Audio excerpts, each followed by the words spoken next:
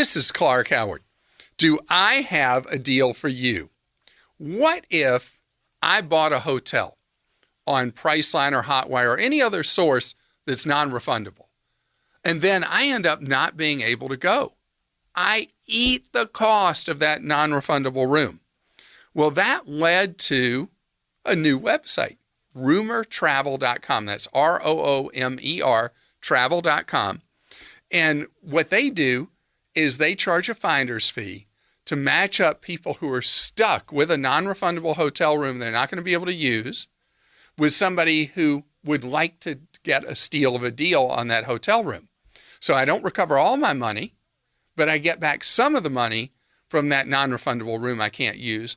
And the person who buys it from me gets a steal of a deal. The hotel has to agree to change the name on the reservation. That's Rumor Travel's responsibility. But what a deal, spreading across the United States.